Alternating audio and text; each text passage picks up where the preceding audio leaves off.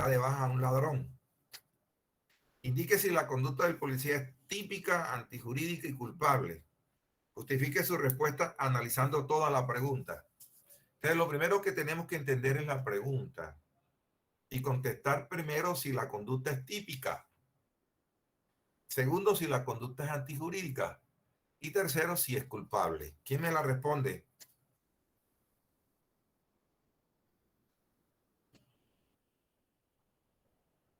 ¿Quién me responde la pregunta, por favor?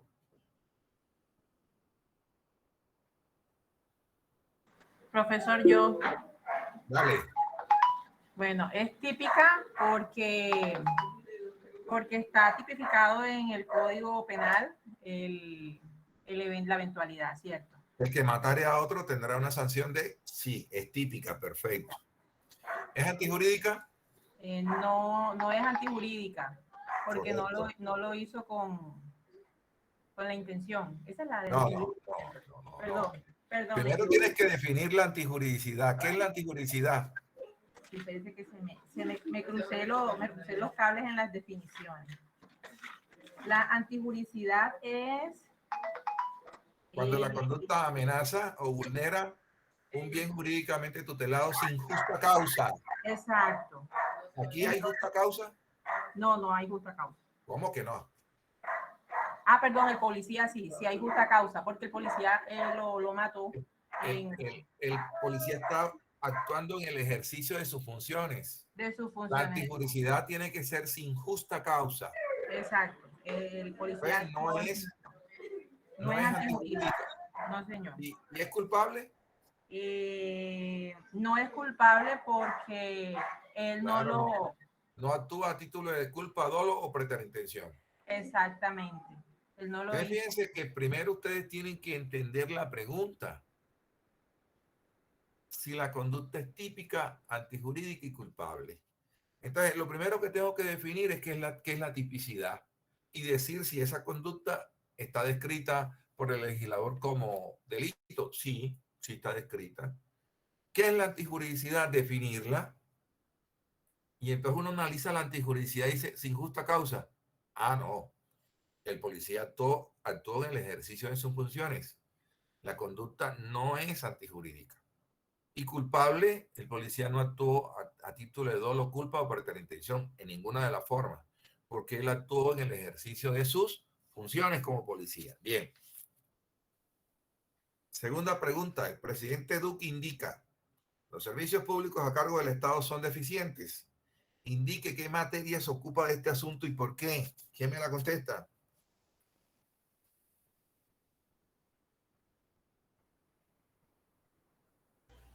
Profesor, yo coloqué que hacía parte del derecho público, específicamente dentro del derecho administrativo. Perfecto. Derecho administrativo, perfecto. El que se ocupa, ¿te acuerdas que yo decía, se ocupa de la prestación de los servicios, de la función administrativa? Perfecto, ok. En el barrio Laya, un ladrón X se lleva un celular de una persona. Mientras tanto, María observa arrojando desperdicios a la calle. Ahí hay dos conductas. De acuerdo con lo visto en clase, ¿qué conducta sancionatoria realiza el ladrón y María? A ver, conteste. Profesor, le habla Jesús Ramírez. Dale. Según lo visto en clase, son dos conductas punibles. Una es un delito, que es el robo del celular por hurto, y la de María es una contravención porque arroja basura a la calle. Perfecto, ok. Y es algo que se puede solucionar si ella recogiese la basura de la calle. Claro, la recoge y punto. Las contravenciones se pueden deshacer. Perfecto. Profesor, respecto a esa pregunta, bueno, o sea, yo contesté delito y contravención, pero cuando es en caso, por ejemplo, de hurto, ¿verdad? Si yo robo algo, ¿verdad? Yo puedo devolver eso. Entonces se podría considerar contravención. Sí lo puedes devolver, pero no desaparece el delito. Y en la contravención, o sea, pero María La Rojo, contradicción sí, ella puede recoger la basura, sí. ya se Pero acabó. y el impacto ambiental que causó durante los No, meses eso que estuvo ahí. depende. Eso depende del hecho. Si es una simple basura, la recogió y se acabó. Pero si ya es un cargamento de excremento, eso ya como que tiene un impacto mayor, tiene otra incidencia y puede haber un delito de atentado contra el medio ambiente, es otra cosa. ¿Entendido? Ok, Simplemente hay que mirar los casos. Cada caso tiene sus características propias. ¿Entendido? Bien. A propósito del conflicto entre Nicaragua y Colombia sobre zonas económicas marítimas y que afectan a nativos de San Andrés, responda, ¿qué derecho se ocupa del estudio de estas relaciones? Las relaciones entre Nicaragua y Colombia. Profesor, Derecho Internacional Público. De derecho público internacional. Muy bien. ¿Y podría Colombia obligar a Nicaragua a celebrar un tratado internacional que resuelva este conflicto? No, profesor, porque no es coactivo. Eso. No, porque el derecho público internacional o los tratados internacionales, lo que usted quiera, el derecho público internacional no es coactivo. No se puede obligar a un Estado a celebrar un tratado internacional. Perfecto. Jorge es un niño de 6 años. Indique si es capaz de ejercer derechos y contraer obligaciones. En todo caso, ¿qué capacidad tiene?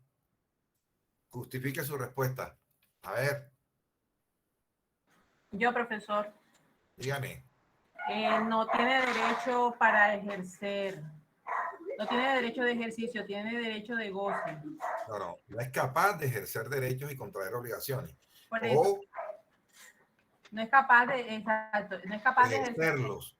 Exacto, tiene capacidad de goce, más no tiene capacidad de ejercicio, porque es un menor de, O sea, de 14 tiene años capacidad de goce, mas no tiene capacidad de ejercicio. de contraer obligaciones. No las puede contraer. Un niño no puede contraer obligaciones, punto. Así de fácil. Pueda que sea capaz de ejercer derechos. El derecho a la vida, el derecho a la igualdad, pero para contraer obligaciones, eso sí que no la tiene un menor de edad. ¿Entendido? Sí, señor. Entonces, lo único que tiene es la capacidad De goce. de goce. Perfecto. Señores, ¿cómo les fue en el examen? Bien, excelente. Luis Estela Rodiño, no tengo casi datos, me excusan por favor, llego en breve. Rodiño, ahí la vi que iba en un bus.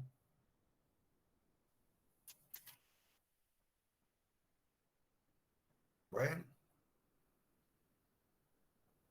si el próximo semestre no estoy en la Universidad del Atlántico, ya ustedes sabrán por qué no estoy. Sé que seguramente me denunciaron por allá. Así que atentos a eso. Pero vamos a subir las... No se preocupe, profesor. Yo asumo que aquí somos los suficientes maduros para entender de que la responsabilidad recae de nosotros los estudiantes y no de usted. Bueno, les agradezco. Así es.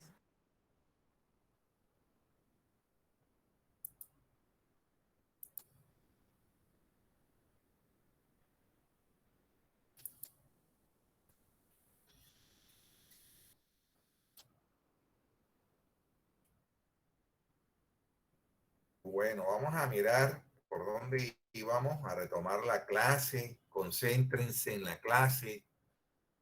Tomen una actitud activa en clases. Si no asumen una conducta activa, no vamos a aprovechar. Miren, vamos a pasar rápidamente todo esto que ya lo vimos, pero simplemente vamos a hacer una retoma de lo que habíamos visto, ¿verdad? Estábamos en la clasificación del derecho. Veíamos, estábamos viendo el derecho sustantivo. Dentro del derecho sustantivo veíamos el derecho público. Dentro del derecho público vimos el derecho administrativo, el derecho constitucional, el derecho penal, el derecho internacional público. Veíamos asimismo el derecho social, y dentro del derecho social vimos el derecho laboral, vimos lo que era el contrato de trabajo, los 3 elementos del contrato de trabajo, veíamos el derecho agrario, veíamos además el derecho locatario y veíamos el derecho privado, que era el conjunto de principios y normas jurídicas que regulan las relaciones entre los sujetos cuando estos actúan particularmente sin revestimiento del poder público oficial. Entonces, el derecho civil, veíamos el Código Civil, veíamos el conjunto de principios y reglas que rigen las instituciones de la personalidad, familia, contratos, obligaciones, sucesión, la propiedad, etc. Un momentico, por favor.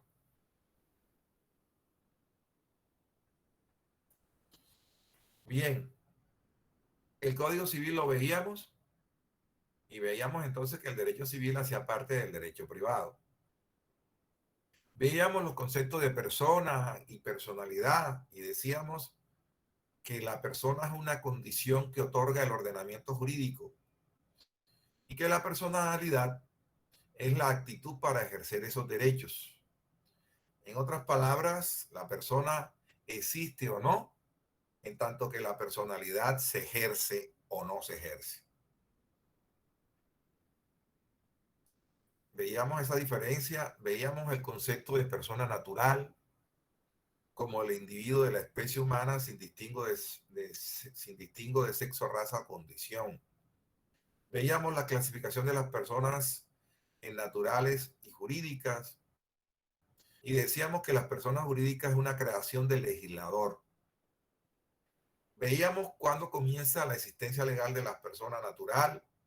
Para ella veíamos el artículo 90 del Código Civil y decíamos que es persona la que se desprende del cordón umbilical y la que tiene un momento siquiera de existencia. A partir de ahí, si nace vivo, se le otorga personalidad, es decir, se le considera sujeto de derechos. Veíamos la protección al que está por nacer. ¿Cómo se llama el que está por nacer? ¿Qué nombre le dimos? Naciturus. Turus, perfecto. Entonces, en Colombia se le da una especial protección a la vida y eso está en el preámbulo, está en los artículos 2 y 5 de la Carta Política. Veíamos la duración de la gestación del ser humano, no menos de 180 días antes de la concepción, ni más de 300 días. Veíamos el fin de la existencia de las personas, que es con la muerte. Veíamos cómo se acredita la muerte con el registro civil de defunción. Y entonces, a propósito de esa diferencia entre persona y personalidad, veíamos lo que eran los atributos de la personalidad. Y entonces tenemos que entender primero qué son los atributos de la personalidad. Y lo definíamos como una serie de cualidades, propiedades que se predican de todos los seres humanos, sin distinguir su condición. O sea que tú, yo, nosotros tenemos los atributos de la personalidad. Tenemos una capacidad de goce, tenemos una capacidad de ejercicio de los derechos, tenemos un nombre y apellido que nos ayuda a individualizarnos frente a los demás, tenemos un domicilio, es decir, la relación con un sitio determinado en Colombia, tenemos un patrimonio, es decir, un conjunto de bienes activos y pasivos.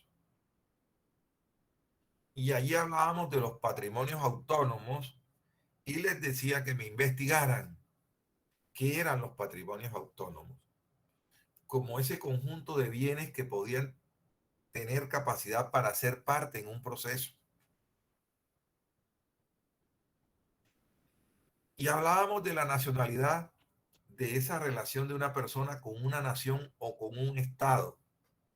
Y para ser colombiano o para ser de una nacionalidad se tenían en cuenta 3 elementos. El jus sanguinis, jus sangre, derecho de la sangre, en el sentido que es colombiano el que sea hijo de colombianos. El jus soli es colombiano el que nace en la tierra colombiana. Y el jus domicilio es colombiano los que estén domiciliados en Colombia. 3 derechos o factores importantes para determinar la nacionalidad. Y leíamos los artículos 96 y 97 del Código Civil. Y entonces llegábamos al estado civil de las personas, al decreto 1260 del 70, ¿verdad? En cuanto a la capacidad, decíamos que el artículo 1503 del Código Civil presume que todas las personas son capaces. Y hacíamos la diferencia entre capacidad de derecho adquisitiva de goce, la tienen todas las personas, y la capacidad legal de ejercicio de obrar o negociar. O sea, aquella persona que se puede obligar por sí misma. Aquella persona que se puede obligar por sí misma tiene capacidad legal de ejercicio de obrar o negociar. Un menor de edad no tiene capacidad legal de ejercicio de obrar o negociar, pero sí tiene capacidad de goce. Todo el que tiene capacidad legal de ejercicio de obrar o negociar tiene capacidad de goce, pero no todo el que tiene capacidad de goce tiene capacidad legal de ejercicio de obrar o negociar. Ustedes desde luego que tienen las dos, porque ustedes son mayores de 18 años, la mayoría pues. Hay algunos que son menores de 18 años.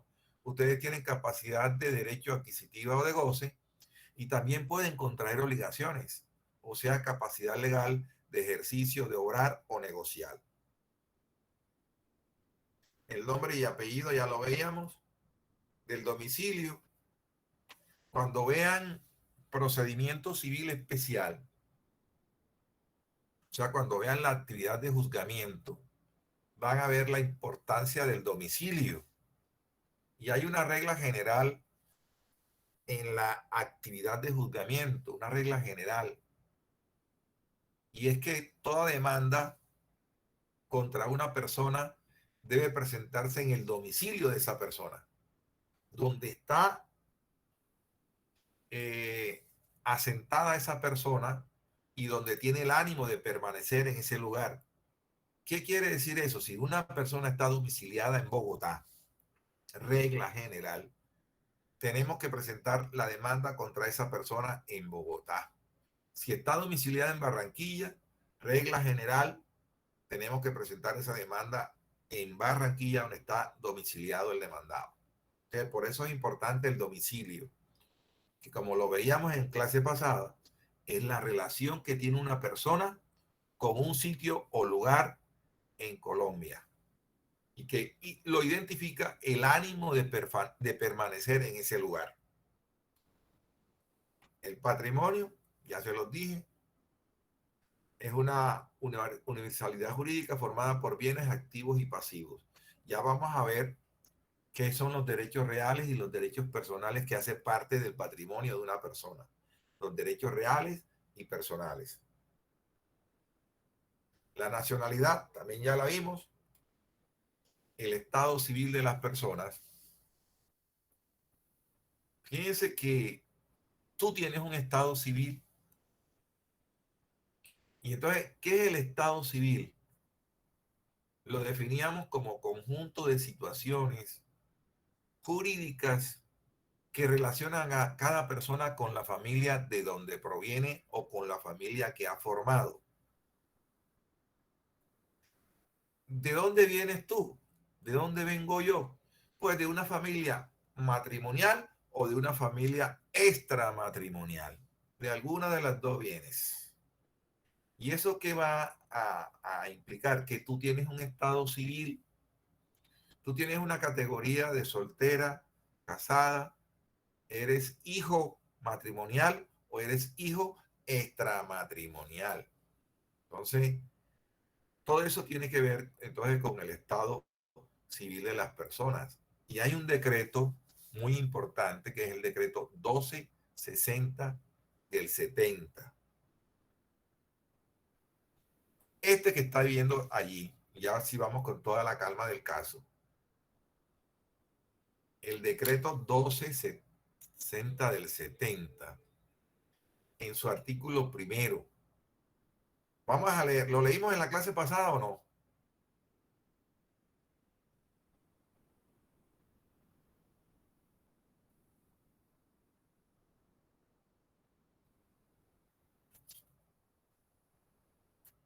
Yo creo que no, profesor.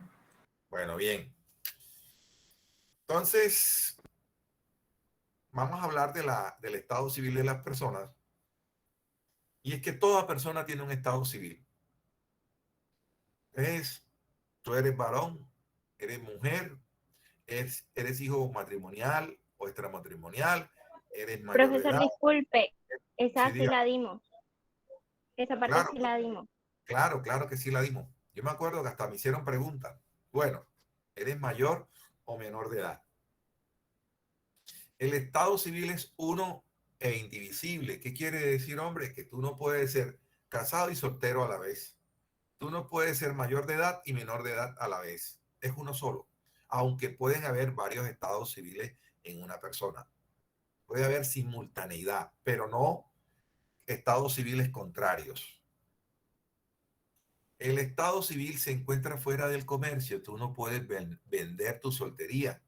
Yo no puedo vender mi estado civil de casado. No lo puedo transferir. No puedo renunciar.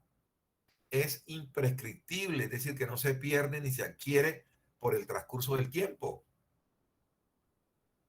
Y entonces fíjense que hay algo que es el registro civil. Es el título que nos legitima para ejercitar los derechos que se derivan del estado civil que uno tiene. En el registro civil de nacimiento se van anotando todos los cambios que va sufriendo el estado civil. Se van anotando allí. ¿Ves? Primero, naciste vivo, te otorgan un registro civil de nacimiento. Te casaste, anotan allí el estado en tu nacimiento, el que te casaste.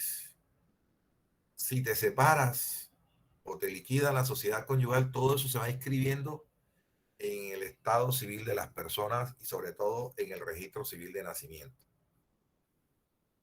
Y cuando te mueres, obviamente va a haber un registro civil de defunción. Bien, es muy importante entonces el decreto 1260 del 70, artículo primero. Leámoslo. Leamos el artículo primero del decreto 1260 del 70. Vamos a recordarlo sobre el estado civil. Artículo primero.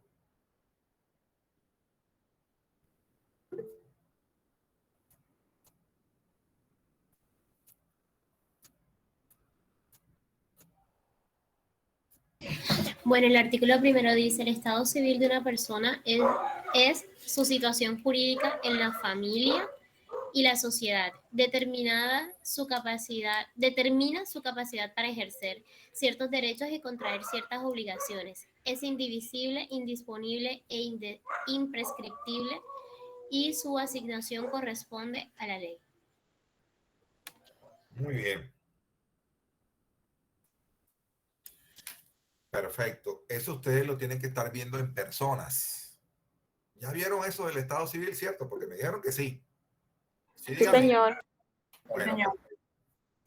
bueno, el segundo libro, fíjense que ya vimos, grosso modo, en rasgos generales, el libro primero, porque no se les olvide que estamos en el derecho civil, estamos en el derecho privado, estamos desarrollando las nociones fundamentales del derecho civil. Entonces, vimos el libro primero que trata de las personas. Entonces, allá en personas vimos cuándo comienza la existencia legal de la persona natural, persona natural, persona jurídica, diferencia entre persona natural y personalidad, etcétera, etcétera. Ahora pasamos al libro segundo del Código Civil. Y el libro segundo del Código Civil se refiere a los bienes.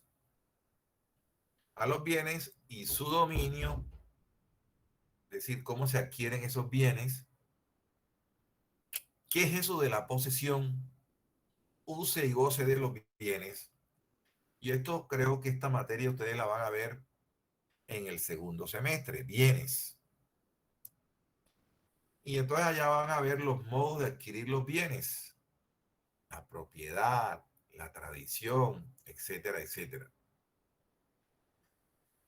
Lo principal que tienen que ustedes copiar allí en sus apuntes es que los bienes se dividen en cosas corporales y cosas incorporales.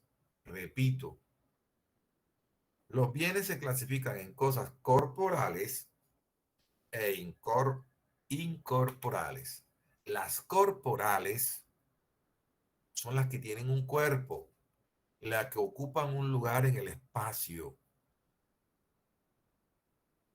Y entonces el artículo 653 del Código Civil nos habla de que los bienes consisten en cosas corporales o incorporales. Leamos el artículo 653 del Código Civil, por favor.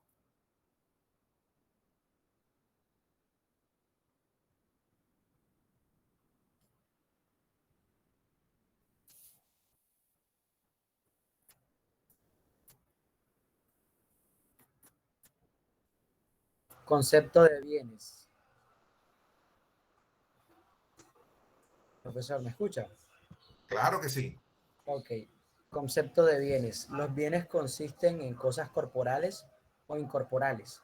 Corporales son las que tienen un ser real y pueden ser percibidas por los sentidos, como una casa, un libro.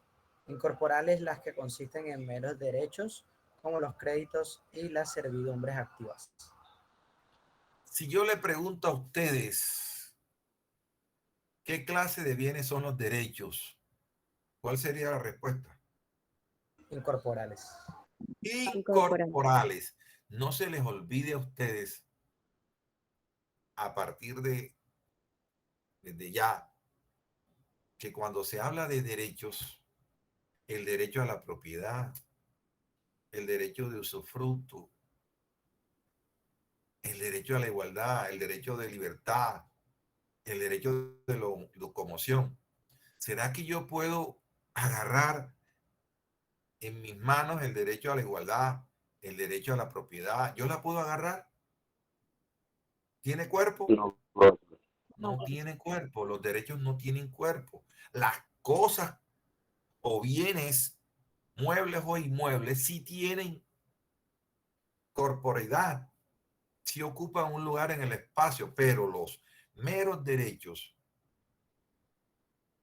como los créditos, la servidumbre o los derechos que les he planteado yo, porque una cosa es el derecho de propiedad y otra cosa es la cosa que constituye el derecho de propiedad. ¿Cómo se llama? ¿Qué clase de bien es una casa? Corporal. Corporal, pero ¿bien mueble o inmueble? Inmueble. Inmueble. mueble. Correcto, exactamente. Entonces, ahora vamos a ver. Entonces, no se les olvide eso, que las cosas corporales son bienes muebles o inmuebles y que los incorporales son los derechos. Ahora leamos el artículo 654 del Código Civil. ¿Qué dice? Las cosas corporales se dividen en muebles e inmuebles. Bien. Entonces vamos ahora a definir, no se les olvide eso. Los derechos son bienes incorporales. Ahora vamos a ver cuáles son las cosas corporales. El 654 que dice, nuevamente, o si ya lo leímos. Es el que acabo de leer, profe. El Si que leamos, dice de los bienes muebles e inmuebles. las cosas corporales entonces se dividen en bienes muebles e inmuebles. Un libro, ¿qué clase de bien es? Corporal, profesor. Corporal, pero mueble o inmueble. Mueble. Inmueble. Mueble. Inmueble. Mueble porque se puede trasladar de un lugar a otro, ¿verdad? Entonces, el bien mueble se caracteriza porque se puede mover, ya sea por mutuo propio o por la fuerza externa de otra actividad. Por lo menos una baldosa no se mueve por sí sola, pero si el hombre la transporta, pues desde luego que es un bien mueble. Un caballo, ¿qué será? Bien mueble, profesor.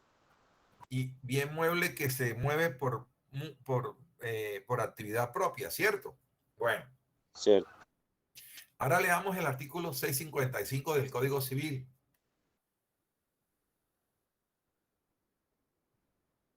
655.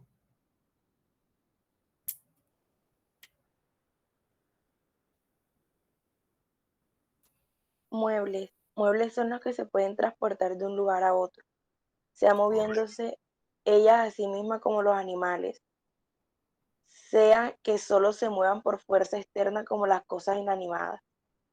Lo que le estaba explicando yo ahorita, el bien mueble se puede mover por energía propia o por energía de un tercero. Un libro, desde luego, se va a mover por la actividad que ejerzamos nosotros sobre él. Un caballo se mueve por su energía propia. Entonces, pero son bienes muebles. O sea, Bien, aplica, profesor, como de manera autónoma. claro, por propio o por fuerza de un tercero. Bien, el artículo 656 que dice sobre bienes inmuebles. Inmuebles por naturaleza y por adhesión. Inmuebles o fincas o bienes raíces son las cosas que no pueden transportarse de un lugar a otro, como las tierras y las minas, y las que se adhieren permanentemente a ellas, como los edificios y los árboles. Fíjense que todas esas clases de muebles, inmuebles, cómo se adquiere el derecho de dominio de esos bienes, lo van a ver en el segundo semestre. Vamos a mirar ahora el concepto de derecho real y personal. Si yo le pregunto a ustedes qué clase de bienes son los derechos reales y personales, ¿qué me contestaría? Incorporales. Claro, así, son bienes incorporales, no tienen cuerpo. Yo no los puedo agarrar, yo no puedo agarrar un derecho real, yo no puedo agarrar un derecho personal. Son bienes incorporales. Bien, leamos el artículo 664 del Código Civil. Las cosas incorporales. Sí, Las cosas incorporales son derechos reales o personales. bien. Entonces nos está diciendo, mira, las cosas incorporales son derechos reales o personales. Ahora vamos a mirar en qué consiste el derecho real y en qué consiste el derecho personal. Que no se les olvide, por favor, porque el derecho real lo van a ver durante todas las clases. Los derechos personales también lo van a ver durante todos los semestres, porque ustedes tienen derechos reales, porque también ustedes tienen derechos personales, pero es necesario que los identifiquen. Entonces, vamos a mirar cómo define el artículo 665 del Código Civil el derecho real. Y lo define como el poder que se tiene sobre una cosa sin respecto a determinada persona. No tengo que ver con nadie. es una relación de una persona con la cosa. Fíjense que en el derecho real está la relación de una persona con una cosa y todas las demás personas que lo rodean tienen que respetar ese derecho real de esa persona. Nada más les impone a las demás personas el deber de respetar ese derecho real. Es el deber. Entonces, si yo soy propietario de una casa, yo tengo el derecho real de propiedad. Y ese derecho real de propiedad, ¿cómo lo vamos a definir? El poder que tengo yo sobre esa cosa. Y les pregunto a mis estudiantes, ¿y qué me otorga ese poder? El de ser dueño. ¿Qué poderes me otorga el ser dueño de la casa? ¿Qué poderes tengo? Este, es que el derecho de dominio abarca los demás derechos reales. Y No, pero si yo pues, frente a la casa, ¿qué poder tiene que tengo yo? tener la Poder escritura pública de de la propiedad. casa y y el registro público de No, ¿qué instrumentos poderes públicos. me dan? Ya estás entendido que eres propietaria. Yo no estoy Ujú. preguntando cómo se acredita la propiedad de una casa, sino qué poderes me otorga a mí ese derecho de propiedad sobre la casa. Puede venderla, arrendarla, Ahora sí, Usufructo. la puedo vender, anularla, cederla, donarla o darla, dividirla. gozarla, todo lo que se llama la plena propiedad. Entonces, usarla, gozarla y disponer de ella. ¿Por qué? Porque la relación es entre la persona y la casa. Entonces, el derecho real es el poder que tiene una persona sobre una cosa. Derecho de dominio y usufructo, profesor, como lo dice. Claro. Entonces, ¿cuáles son los derechos reales?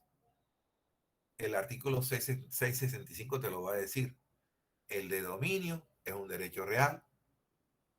El de herencia, el derecho real de herencia. El de usufructo, ¿sí? Usufructarla, explotar la cosa, usarla, habitarla. Y nos habla de las servidumbres activas. Cuando ustedes avancen en las nociones de la servidumbre, van a entender que la servidumbre es un gravamen en materia predial, por ejemplo, en materia de bienes inmuebles. Ustedes no han, algunos conocen los terrenos de los pueblos, del monte, del campo, cuando hay caminos que pasan por terreno ajeno. Sí, señor. Bueno, Sí, profesor. esa es una servidumbre de paso. Si yo soy dueño de un terreno y resulta que el otro terreno vecino tiene acceso a un río y el ganado de él bebe en ese río, pero el mío no puede porque no tengo paso, yo puedo generar una servidumbre de paso por el terreno de él. ¿Y eso cómo se llama? Servidumbre. Yo les preguntaría a mis estudiantes, y me atrevo a hacer esta pregunta que tiene un poco de inteligencia, a partir de la definición de lo que es el derecho real. Fíjense que la servidumbre pasiva es el que sufre el gravamen, es decir, el terreno que tiene que dejar pasar al vecino para que el vecino pase. Entonces, el que sufre el gravamen o la servidumbre se llama predio sirviente y es servidumbre pasiva. Y el que impuso la servidumbre de paso o de camino en el otro es servidumbre activa. Le pregunto, ¿cuál de las dos servidumbres es derecho real? ¿La activa o la pasiva y por qué?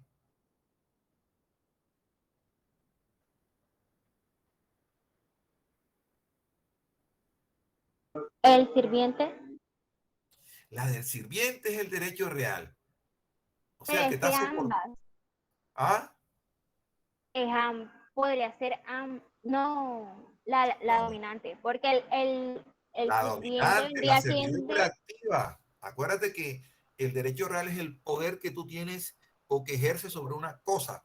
Sin poder. ¿Quién es el que está haciendo quién es el que está ejerciendo el poder del uno sobre el otro? La activa. El que Profesor, lo que pasa es que cuando, bueno, mi profesor de, de teoría de los derechos reales, él sí, explicó que la servidumbre como tal, que los dos, la servidumbre activa como pasiva, es sí. derecho real y ninguna de No. las dos se puede considerar personal, porque ambas es relación objeto-objeto o objeto-sujeto. Si fuera sujeto-sujeto, se convertiría en personal. O sea, es cuestionable ese concepto. A partir de lo que dice el artículo 665 del Código Civil, vamos a leer el artículo 665, ¿ah? Para ver si nos aclara la duda o no. A ver, ¿qué dice el 665? Derechos Veamos. reales que tenemos sobre una cosa sin respecto a determinada persona. Sin Son, dere- respecto a determinada persona. son derechos reales el de dominio, el de herencia, los de usufructo, uso o habitación, los de servidumbre activa, el de prenda y el de hipoteca. De estos derechos ¿el de naturales, servidumbre qué? el El de de servidumbre. activa, servidumbre activa, Está hablando de la pasiva. no, activa. solo habla del Ah, activo. activa. Entonces, habría que modificar el Código Civil para que el concepto contrario sea verdadero, ¿cierto? Entonces, aquí miramos la servidumbre activa como el poder que tiene el predio dominante sobre el predio sirviente, ¿entendido? Profesor, Sí, dígame. o sea que para poder utilizar la servidumbre activa, la pasiva debe solicitar permiso, ¿cierto? Porque o no puede No, entrar la en pasiva no, la pasiva no. La activa es la que tiene que demandar. La, La activa. es decir, el que necesita pasar por el predio vecino para acceder al río para que el ganado beba agua, tiene que presentar una demanda de constitución de servidumbre, ¿entendido? Sí, señor, ya. Ante un juzgado. Es un proceso verbal de constitución de servidumbre. Y entonces tendrá que presentar un dictamen pericial de cómo va a pasar por un camino el ganado. Y el juez va a decidir si impone o no la servidumbre de ese predio que necesita pasar el ganado para que beba en el río. El juez es el que va a decir, hombre, sí, se impone la servidumbre. Y se va a reconocer ese derecho real de servidumbre activa. ¿Que la tiene quién? El predio dominante sobre el predio sirviente, ¿entendido? Sí, señor. Si alguien va a intervenir, por favor. Sí, profe, Ajá. el padre de crianza también tenía esa situación. Él tenía ¿Cómo, una cómo? hacienda, mi padre de crianza, en paz Ajá, descanse, tenía una hacienda y tenía que pasar por la hacienda de un vecino. O sea, tenía que claro, entrar por esa hacienda para llegar a la hacienda de él. Me imagino que ahí tuvo que haber una cuestión judicial ahí, como dice usted, para claro. que un juez ordenara que efectivamente debiera pasar el ganado y poder pasar por ahí a entrar a ver la hacienda de él, pasar por el predio ajeno. Claro, claro. A veces los mismos vecinos lo permiten, ¿no? Voluntariamente. Pase, pase, compadre. Un consenso, sí, un consenso. Un Sí, a consenso veces sin necesidad de llegar al juez, pero jurídico. si no lo dejan pasar, él presenta una demanda ante un juez y se constituye una servidumbre de paso, ¿entendido? Ok. Bien, sigamos. Entonces, ojo con el derecho real. Entienda lo que es el poder que tiene una persona sobre una cosa. Sin distingo de nadie, sin que le tenga que pedir permiso a nadie, sin respecto a determinada persona. Ya saben que son derechos reales, el de dominio, el de herencia, usufructo, uso habitación, servidumbre activa, el de prenda y el de hipoteca. Ahora sí vamos a ver el artículo 666, que es el derecho personal. A diferencia del real, aquí ya no hay una relación entre una persona y una cosa, como en el derecho real. Aquí hay una relación de una persona frente a otra persona. Y es que vamos a tener con respecto a esa persona un derecho personal o de créditos. Y entonces, ¿a quién le reclamo yo ese derecho personal o de crédito? A la persona que está obligada, al deudor. Entonces, en el derecho personal vamos a encontrar a un acreedor frente a un deudor. Aquí sí requerimos de la otra persona obligada. Y esa persona se puede obligar porque contrajo una obligación, ¿verdad? Como cuando yo te presto a ti 100 millones de pesos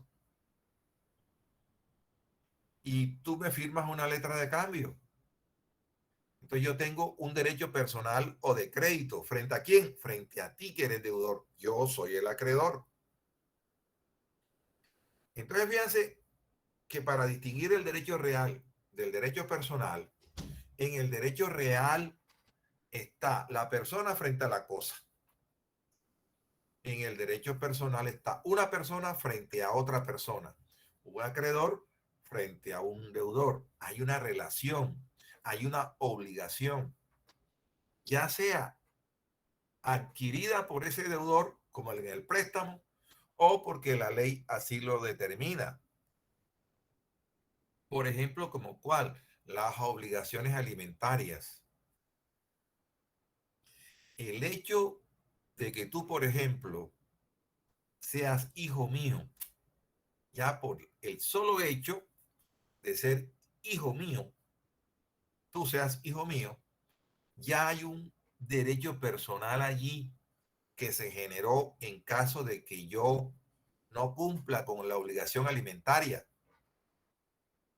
Hay un derecho personal de alimentos o de crédito de alimentos que tú, como hijo mío, si yo no cumplo con la obligación alimentaria, tú puedes ejercer ese derecho personal de alimentos para demandarme a través de una demanda de alimentos y un juez de familia va a fijar una cuota alimentaria.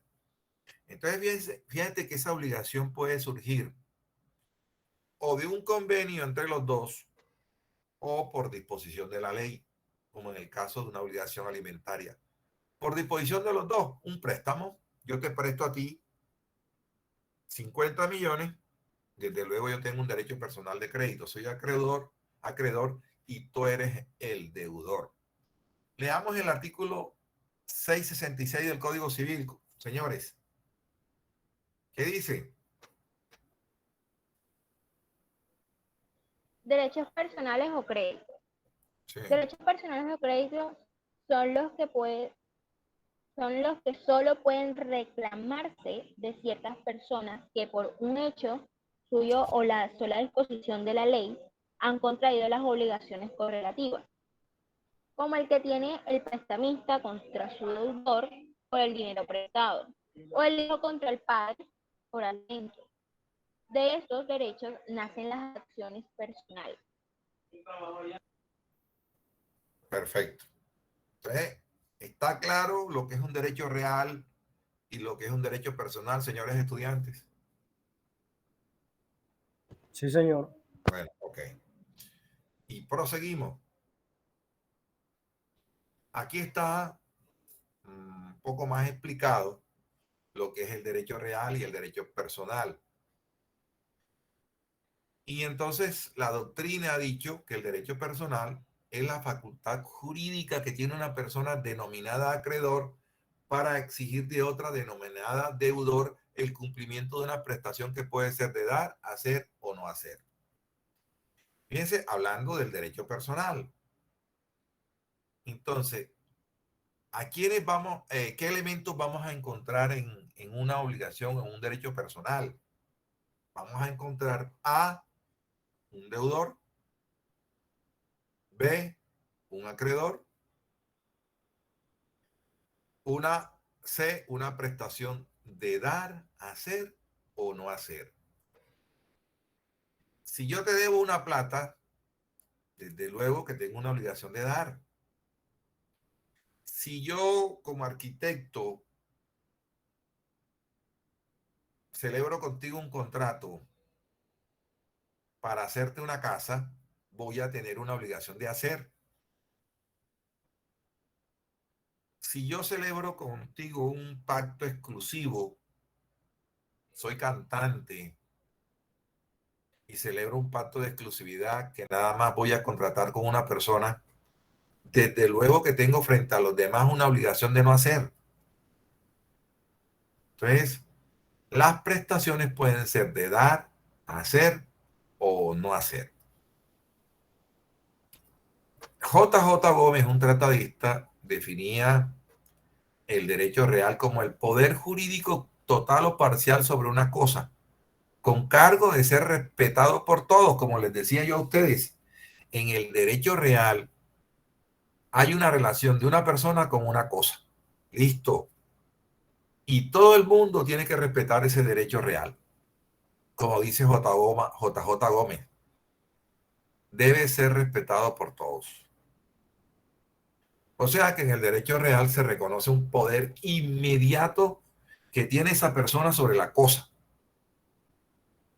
Y él no tiene que recurrir a nadie para ejercer su derecho real. Eso es lo importante. Dígame. Profesor, en cuanto al tema de no hacer, se refiere no durante la celebración del contrato, sino antes de hacer el contrato. Es decir, lo que usted dice de la exclusividad, de que un cantante propone que solamente va a cantar para una persona y el resto no. Claro, y adquiere una obligación de no hacer frente a los demás. Pero es antes de celebrarse el contrato, o no, o No, sea, no cabe. en el mismo contrato de exclusividad le van a decir, usted nada más puede cantar para nosotros. Frente a los demás, no. Frente a los demás, no. Usted no puede contratar con los demás. Un pacto de exclusividad, ¿no? Había una obligación de no hacer frente a otras personas.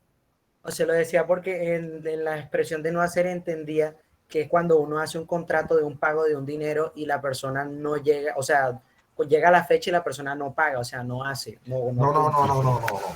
Es de exclusividad. No, estoy poniendo un ejemplo de una obligación de no hacer. Por lo menos. Y eso puede ocurrir en el arte, ¿no? Alguien que quiera y le diga a una persona, mira, tú no puedes participar en esa obra de teatro, no puedes participar.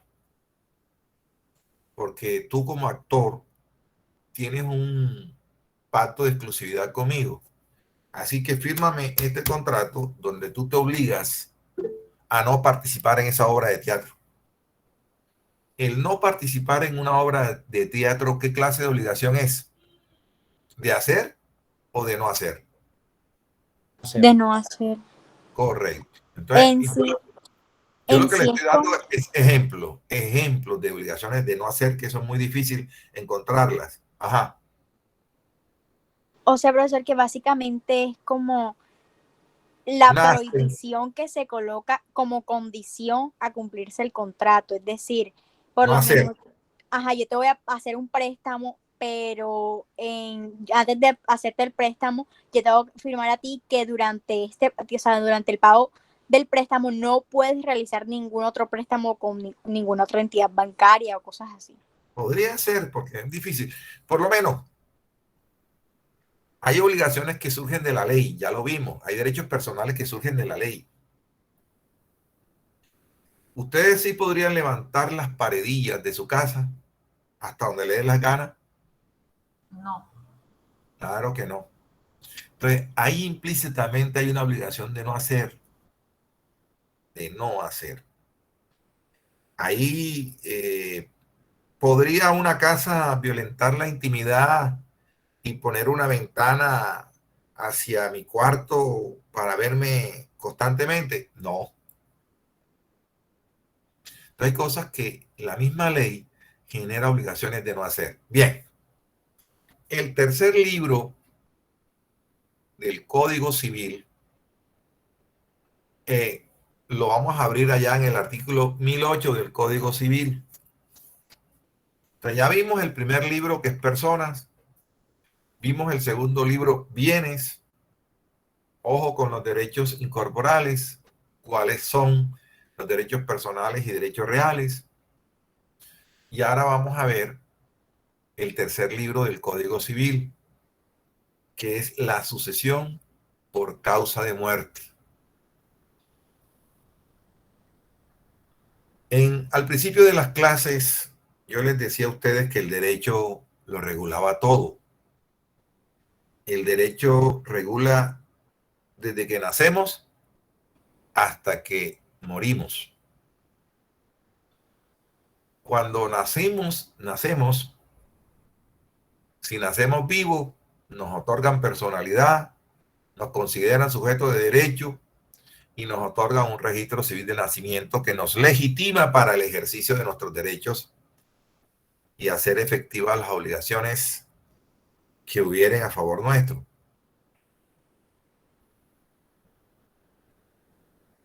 La persona después estudia y en la clase pues todo está regulado, y en la universidad todo está regulado por el derecho, y cuando entras a trabajar todo está regulado por el derecho, un reglamento interno de trabajo, y todos los negocios que hagas están regulados por el derecho.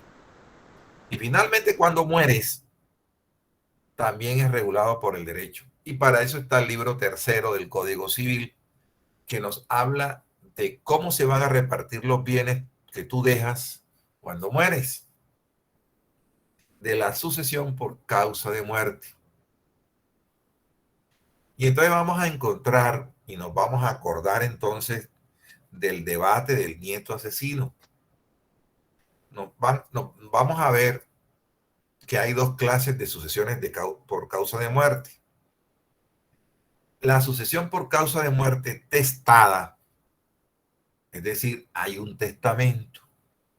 La persona que murió dejó un testamento y en el testamento repartió sus bienes. Desde luego que ese testamento tiene que hacerse de acuerdo con la ley, tiene que respetar la ley, tiene que respetar lo que le corresponda a los hijos que tienen derecho a heredar. Entonces se habla de una sucesión por testamento o testada. Y la otra sucesión, que fue la del nieto asesino, ¿no? En el caso del nieto asesino había una sucesión por causa de muerte testada. Y la otra sucesión por causa de muerte es intestada o ab intestato, es decir, no hay testamento. Entonces, ¿quién hace la partición? La ley. La ley va a hacer la partición. Entonces, muy importante leer el artículo 1008 y el 1009 del Código Civil. Vamos a leer el 1008. Entonces, importante tener claro sucesión por causa de muerte con testamento y sucesión por causa de muerte sin testamento o intestada. 1008. Bueno, sucesión a título universal o a título singular. Se sucede a una persona difunta a título universal o a título singular. El título es universal cuando se sucede al difunto en todos sus bienes, derechos y obligaciones transmisibles o en una cuota de ellos como la mitad, tercio o quinto. El título es singular cuando es se decir, sucede... sucede todo o una parte, a título singular o a título universal. Ajá. El título es singular cuando se sucede en una o más especies o cuerpos ciertos, como tal caballo, tal casa, o en una o más especies indeterminadas como de cierto género, como un caballo, 3 vacas, 600 pesos, 40 hectolitros de trigo, y listo, ahí acaba. Bueno, ustedes lo van a ver. ¿Y el 1009 del Código Civil qué dice?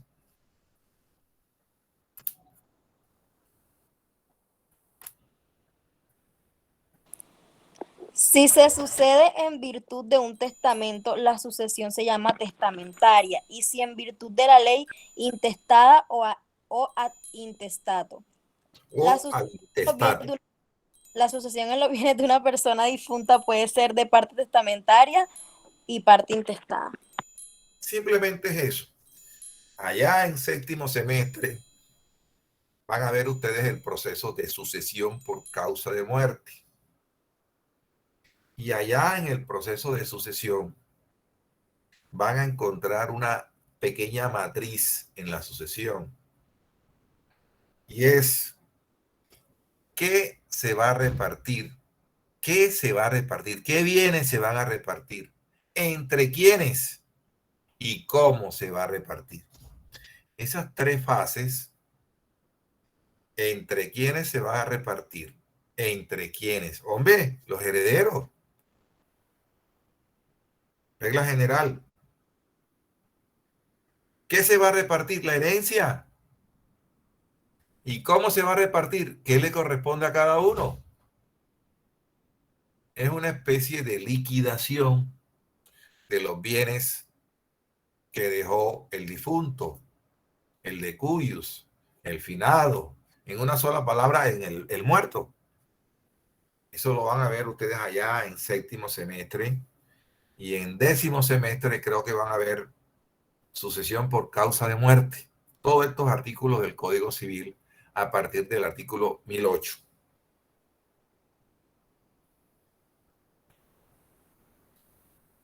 Por último, en el Código Civil van a encontrar el libro cuarto. Y ustedes van a ver obligaciones y van a ver contratos, creo que en sexto, séptimo semestre. Y ahí van a encontrar ustedes que a partir del artículo 1494 del Código Civil, vamos a buscarlo, vamos a ubicarnos aquí, artículo 1494. Vamos a ubicarnos en el 1494.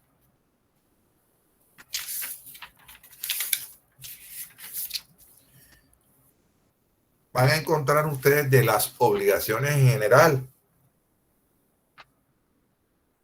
Y vamos a mirar qué es una obligación. Y vamos a mirar las fuentes de las obligaciones. Ustedes, les pregunto a ustedes, ¿ustedes adquirieron alguna obligación con la Universidad del Atlántico? Sí, señor.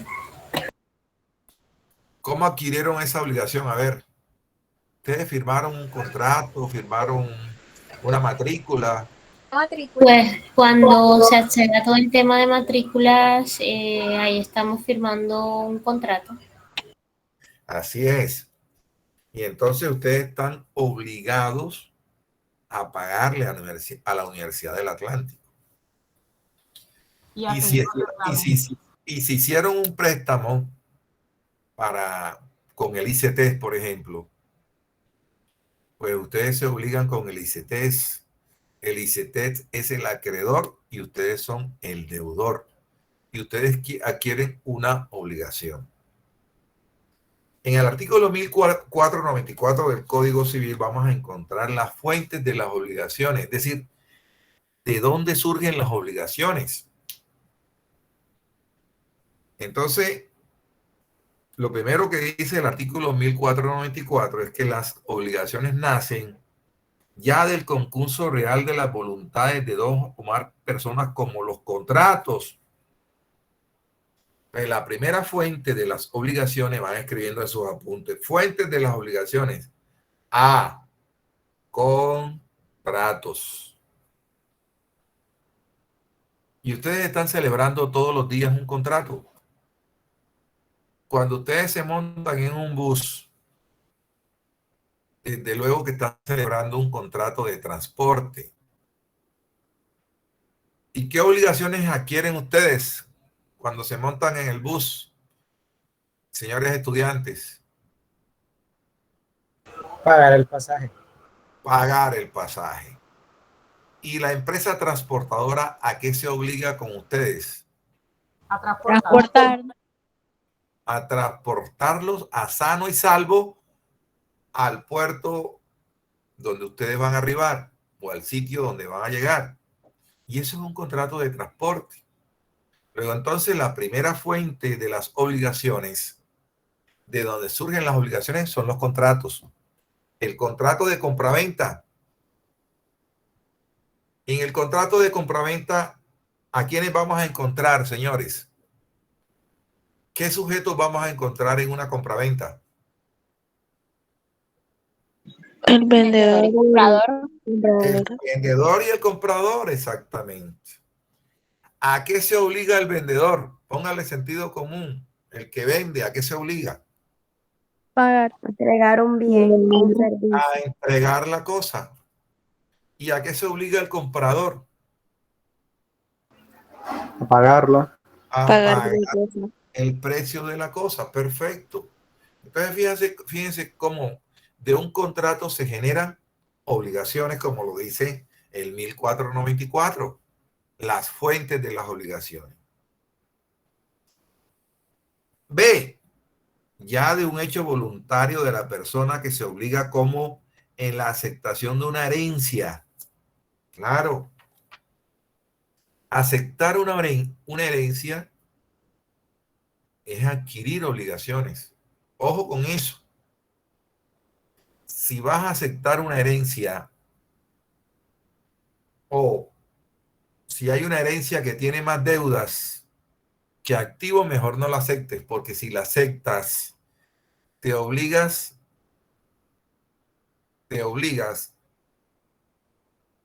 a pagar las obligaciones que tenga esa sucesión o esa herencia. Ya nos Entonces, cuando enseñaron tú que debe aceptas, ser por derecho de inventario. claro, ya esa es otra cosa. No, para que no quiero, un momentico, para que no quiero meterlos en ustedes en esas cosas, no, porque todavía ustedes están en primer semestre. La Pero ya aceptación. lo dimos, profesor. Ay, ¿dónde lo dieron? Esa aceptación con beneficio de inventario. No, a lo de lo que estaba diciendo la compañera. En civil. Correcto. Hay una aceptación de la Con herencia beneficio. con beneficio de inventario donde yo digo, acepto la herencia hasta donde me beneficie. Hasta donde me adjudicaron los bienes. De ahí para allá no respondo. No, claro. Esa es una excepción a que tú estés obligado a pagar todas las obligaciones del muerto. Perfecto, sí, la aceptación con beneficio de inventario, pero no quería tratar ese tema porque ustedes pues apenas están avanzando en esto que se llama derecho. Aquí estamos simplemente hablando de dónde se generan las obligaciones. Entonces dijimos del contrato, de la aceptación de una herencia, perfecto. De los cuasicontratos, casi un contrato. Entonces hay que mirar qué son los cuasicontratos. Y entonces, casi un contrato. Por ejemplo, pago de lo no debido. Resulta que yo, creyendo que debo un dinero a una persona que no se lo debo, le pago. Y eso que genera unas obligaciones, desde luego. Pagué lo no debido. ¿Hay un acuerdo con el otro? No, no hay ningún acuerdo. Pero sin embargo, le pagué algo que no debía. Se genera una obligación del otro de devolverme lo que yo le pagué sin deberle. Entonces, es una especie de cuasicontrato. A pesar de que no hay acuerdo de voluntades entre el que paga y al que se le pagó, pues eso genera obligaciones. Se llama cuasicontrato. La ley habla de otros cuasicontratos como la agencia oficiosa, como la comunidad de bienes, etcétera, etcétera, etcétera. Ya lo vamos a ver más adelante. Bien. ¿Cuáles son otras de las fuentes de las obligaciones? Los delitos.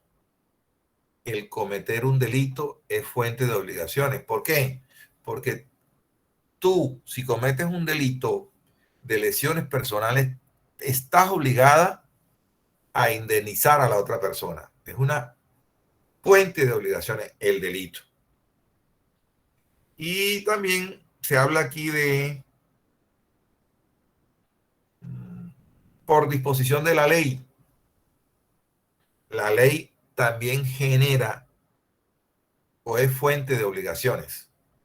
Por ejemplo, ya les hablé ahorita de la obligación alimentaria. La misma ley determina la obligación alimentaria a cargo de ciertas personas. Tú te vas allá al artículo 411 del Código Civil y allí está especificado quiénes deben alimentos. Entonces, la misma ley está generando estas obligaciones. Entonces, estos temas de obligaciones tú la vas a ver en sexto, séptimo semestre, más o menos allá. Lo que les estaba explicando está aquí. Pueden tomar, hacer una impresión. Entonces, las fuentes de las obligaciones son los contratos, los cuasicontratos, los delitos, la ley y los cuasidelitos, casi un delito, como son los hechos culposos de que hablamos cuando veíamos los delitos a título de culpa, el accidente de tránsito. Si tú accidentas a una persona, no solamente vas a responder penalmente, sino estás obligada a indemnizarla. Entonces, los cuasidelitos, que se llaman en materia civil así, casi un delito, pero no lo es. Sin embargo, en materia penal sí es delito, se llama delitos culposos. Acá en materia civil, en las fuentes de las obligaciones se habla de cuasidelitos. Bien, vamos a ver qué es entonces. Ya vimos entonces cuáles son las fuentes de las obligaciones. ¿De dónde se generan las obligaciones? De un contrato, de un cuasicontrato, como en el pago de lo no debido, en un delito, en un cuasidelito, por la ley. Entonces, esa obligación, ¿qué es? Es un derecho personal. La obligación que se genera aquí es un derecho personal, porque está una persona frente a otra. Entonces, el deudor debe una prestación al acreedor. Fíjense lo que dice Álvaro Pérez Vive. La obligación es un vínculo jurídico que coloca a una persona determinada en relación con otra también determinada en la necesidad de dar, hacer o no hacer una cosa. Entonces, fíjense que las obligaciones implican una prestación de dar, hacer o no hacer una cosa. Entonces, hay 4 elementos importantes que los vamos a copiar poco a poco. 4 elementos que vamos a encontrar en una obligación. Entonces, pongamos elementos de las obligaciones. Primero, un sujeto activo. Hay un acreedor. ¿Y quién es el acreedor? El titular del derecho de crédito al que se le debe. B, hay un sujeto pasivo. ¿Quién es? El deudor. El que está obligado a dar, a hacer o no hacer. ¿Y qué vamos a encontrar además en las obligaciones? Un objeto. O sea, una prestación debida. Aquello que se debe hacer, no hacer o darse. El que prestó tendrá la obligación de devolver los 100 millones de pesos con intereses.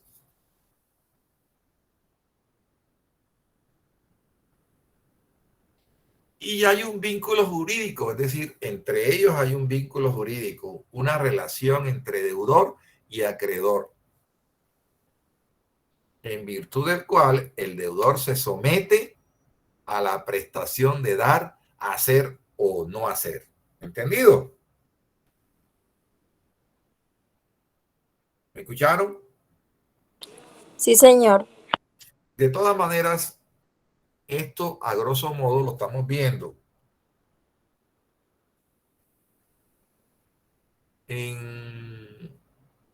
estoy seguro que allá en séptimos, octavo semestre, ustedes van a ver ya más detalladamente lo que es un contrato, lo que son las obligaciones.